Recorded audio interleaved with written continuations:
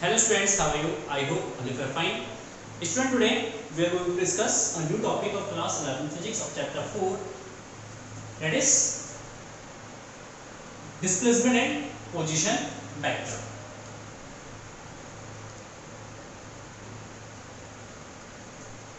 Position and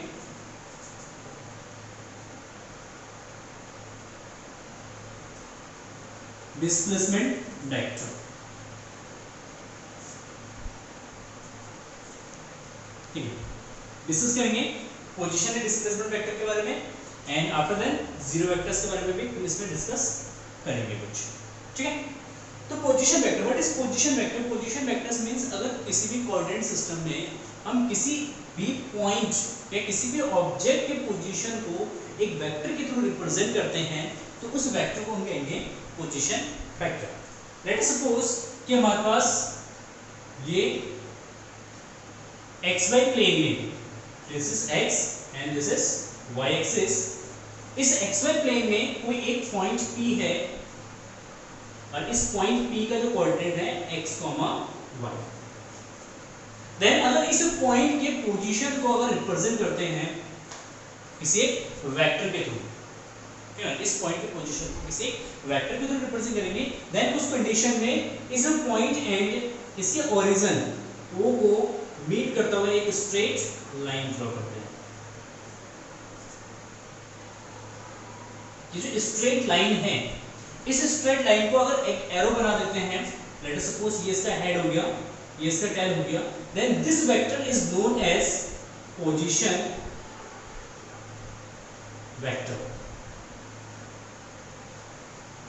position vector. ठीक है, तो सिंपल से इसका डेफिनेशन है पोजीशन वेक्टर का, the vector which gives the position of an object with reference, the vector which gives the position of an object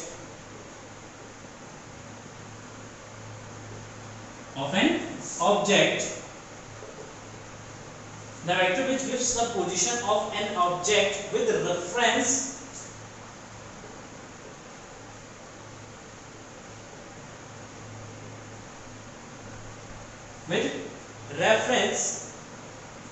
to the origin.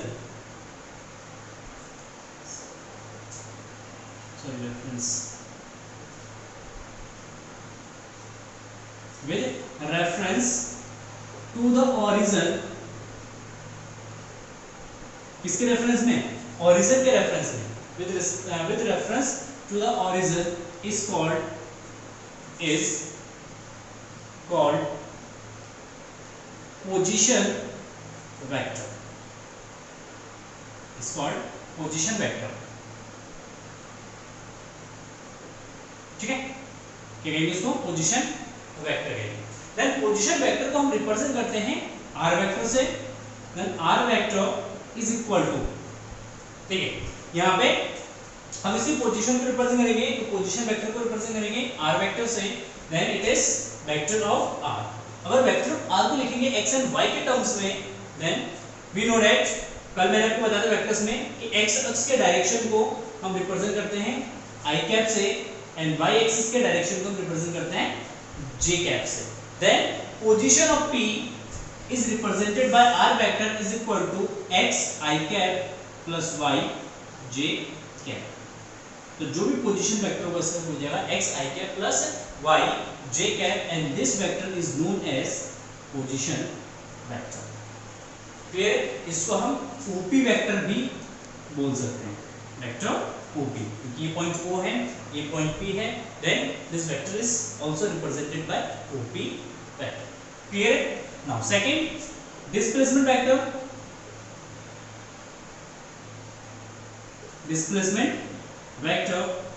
देखिए displacement vector represent करता है कि अगर कोई भी बॉडी अपने पोजीशन को चेंज करता है, कोई भी ऑब्जेक्ट अपने पोजीशन को चेंज करता है, जब अपने पोजीशन को चेंज करेगा तो वो डिस्प्लेस होगा. और उसके डिस्प्लेसमेंट को जिस वेक्टर के थ्रू रिप्रेजेंट किया जाएगा वो उसका डिस्प्लेसमेंट वेक्टर कहलाएगा। ठीक है, लेट्स सी।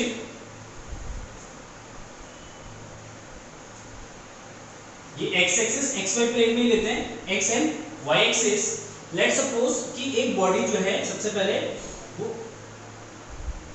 पी पोजीशन पे था, ठीक, एंड पी पोजीशन से आफ्टर टाइम टी टाइम बाद वो क्यू पोजीशन पे चला गया।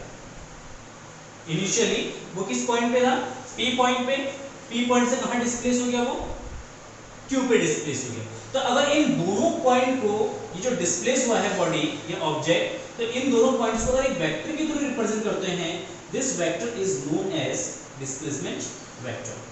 ये इसका डिस्प्लेसमेंट वेक्टर होगा। Then this vector is known as position vector of P, that is r1, and this vector is known as position vector of point Q, and that is represented by r2। इसको r1 से represent करते हैं, इसको r2 represent करते हैं। Then PQ vector is delta r, and delta r is known as displacement vector।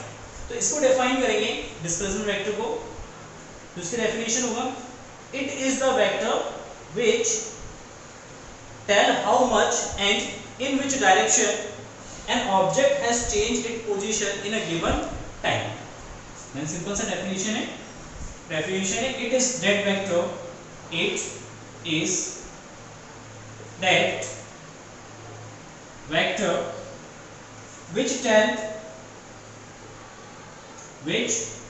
tell how much and in which direction, how much and in which direction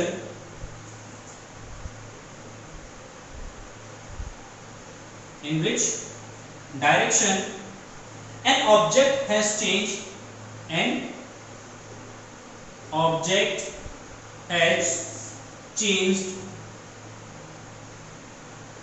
its position,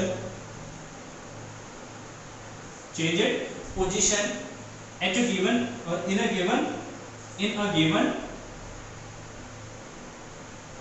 time interval, in a given time interval, in a given time period।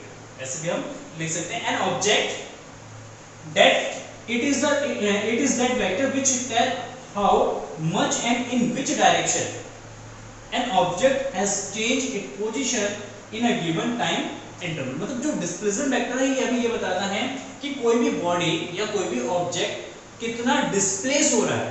तो कितना displace हो रहा है, it represented by magnitude, and in which direction, उसके साथ magnitude के साथ वो डायरेक्शन भी बताते हैं कि किस डायरेक्शन में वो डिस्प्लेस हो रहा है। तो अगर डायरेक्शन एंड मैग्नीट्यूड एक साथ दे रखा हो तो उस कंडीशन में इस वेक्टर को कहेंगे that is known as displacement vector. Here let's suppose ये हमारा पॉइंट O है, then PQ is the displacement vector।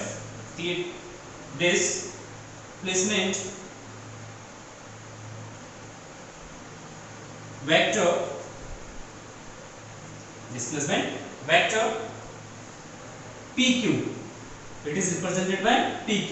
PQ is equal to, अगर ये वाला वेक्टर फाइंड आउट करना है तो इस वेक्टर को निकालने के लिए हम क्या करेंगे, OP वेक्टर में से माइनस करेंगे OQ वेक्टर्स को। It means delta R vector is equal to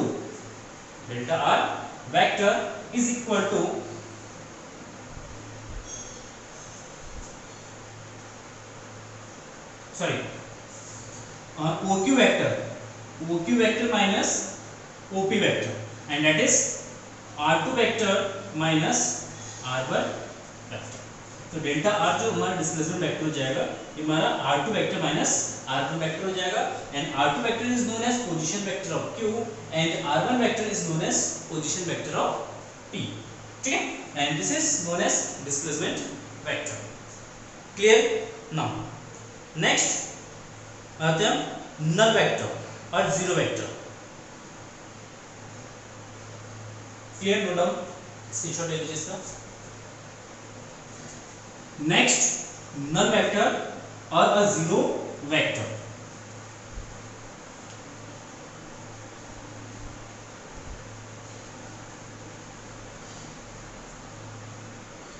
Now let's see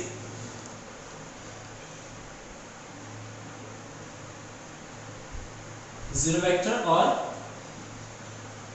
null vector, ठीक है, जीरो वेक्टर कहते हैं इसको, नल वेक्टर कहते हैं, ठीक है। Zero vector and null vectors, it means zero vector, इससे भी पता चला zero vector, zero is magnitude and vector means it's has a direction, मतलब एक ऐसा वेक्टर जिसका मैग्नीट्यूड जीरो हो, एक ऐसा वेक्टर जिसका मैग्नीट्यूड जीरो है and it has an arbitrary direction, then it is known as zero vector. A vector which has zero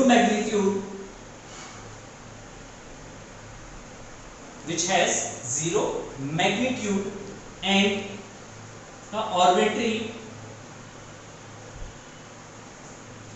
and a particular लिख सकते हैं, particular direction,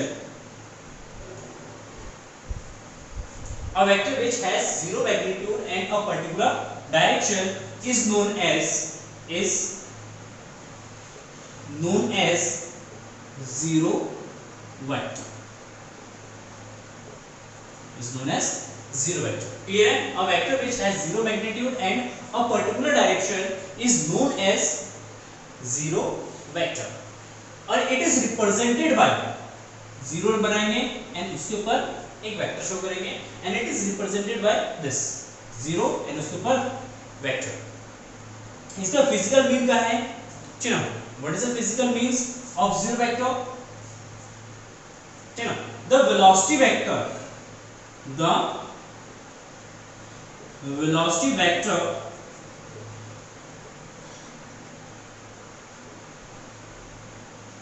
of a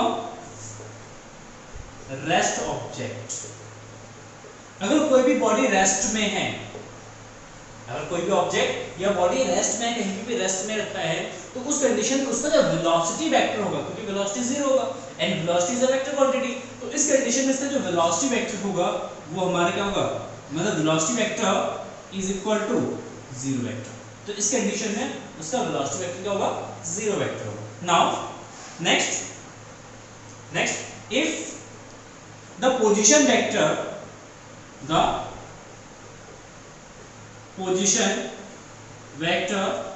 of an object which is lies on the origin,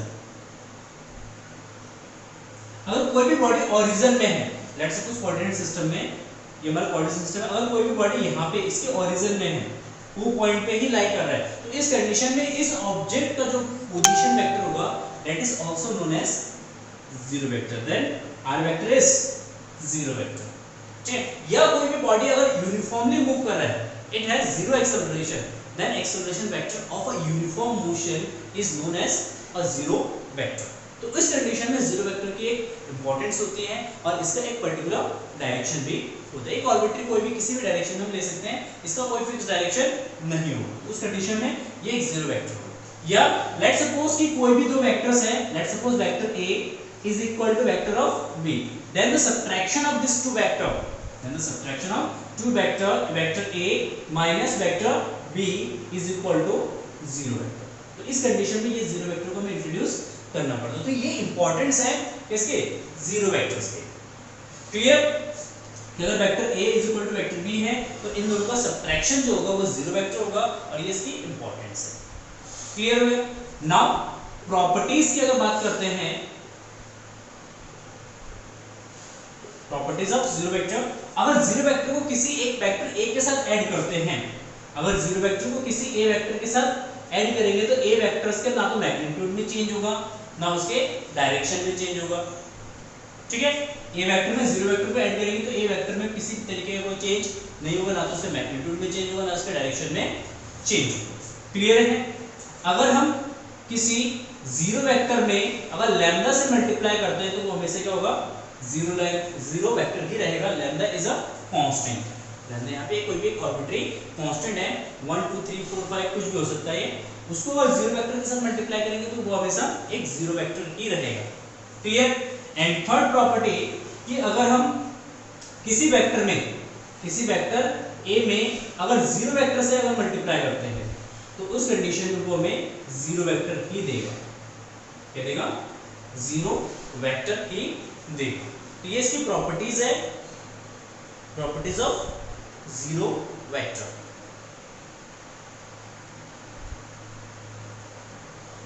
clear?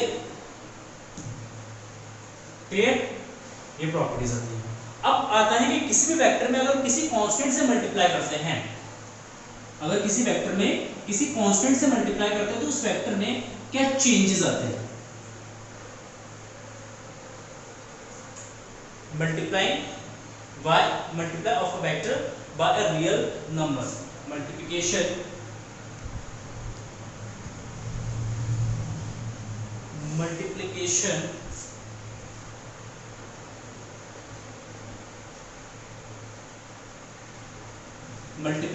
of a vector with a real number। अगर हम किसी vector में किसी एक real number से मल्टीप्लाई करते हैं तो उस वेक्टर में किस तरीके का चेंजेस आएगा। ठीक है, लेट्स सपोज कि अगर हमारे पास ए वेक्टर है, लेट्स सपोज हमारे पास एक ए वेक्टर है, इस ए वेक्टर में अगर हम लैम्डा से मल्टीप्लाई कर देते हैं, lambda is a, let's suppose lambda is a real number, अगर लैम्डा से मल्टीप्लाई करेंगे तो उस कंडीशन में ए वेक्टर का जो मैग्नीट्यूड है वो लैम्डा टाइम इंक्रीज हो जाएगा। ठीक है, लेट्स सपोज कि एक वेक्टर ये हो गया हमारा ए वेक्टर, ठीक ना, इसमें अगर 2 से मल्टीप्लाई कर देंगे तो जो वेक्टर होगा ये हो जाएगा आपका 2a, मतलब इसका जो मैग्नीट्यूड होगा वो 2 टाइम्स इंक्रीज होगा। ये अगर इस वेक्टर में 3 से मल्टीप्लाई करेंगे तो इस कंडीशन में ये जो है आपका 3 टाइम इंक्रीज होगा। मतलब जितने नंबर से मल्टीप्लाई करेंगे, जिससे मल्टीप्लाई करेंगे, वेक्टर का जो मैग्नीट्यूड होगा वो उतनी टाइम इंक्रीज हो जाएगा। इस कंडीशन में इसका डायरेक्शन जो है वो सेम रहेगा, डायरेक्शन में किसी तरीके का कोई चेंज नहीं आएगा। ठीक है, तो फर्स्ट कंडीशन होता है किसी रियल नंबर से मल्टीप्लाई करेंगे तो वेक्टर का मैग्नीट्यूड जो है उतना टाइम इंक्रीज हो जाएगा। Is it clear? Very simple point. Second, अगर किसी भी वेक्टर में अगर माइनस लैम्डा से मल्टीप्लाई करते हैं, माइनस लैम्डा से अगर मल्टीप्लाई करेंगे तो उस कंडीशन में वेक्टर का मैग्नीट्यूड तो चेंज होता है, उसके साथ साथ उसका डायरेक्शन जो है अपोजिट हो जाएगा। लेट्स सी, ये हमारा ए वेक्टर है, अगर इस वेक्टर में अगर हम किससे मल्टीप्लाई करते हैं, 2 से मल्टीप्लाई करते हैं, इससे मल्टीप्लाई करेंगे माइनस ऑफ 2a से, तो उस कंडीशन में इसका डायरेक्शन जो है वो चेंज हो जाएगा। अगर इस वेक्टर में -1 से मल्टीप्लाई करते हैं तो उस कंडीशन में भी इसका डायरेक्शन जो है वो चेंज हो जाएगा। ठीक है, तो अगर प्लस नंबर से मल्टीप्लाई करते हैं तो उस कंडीशन में इसका ऑलरेडी मैग्नीट्यूड इंक्रीज होता है, अगर माइनस नंबर से मल्टीप्लाई करते हैं तो उस कंडीशन में मैग्नीट्यूड इंक्रीज होने के साथ साथ इसका डायरेक्शन भी होता है चेंज हो जाता है। तो ये कुछ रूल्स है multiplication of a vector with a real number. I hope आपको क्लियर हो गया होगा। अब नेक्स्ट वीडियो में हम डिस्कस करेंगे वेक्टर्स लॉ ऑफ या वेक्टर एडिशन, ठीक है, या वेक्टर्स लॉ ऑफ एडिशन, किस तरीके से दो वेक्टर्स को ऐड करते हैं, उसके जो रूल्स है, सारे रूल्स जो है नेक्स्ट वीडियो में डिस्कस करने वाले हैं। ठीक है, thank you for watching this video and have a nice day, bye bye.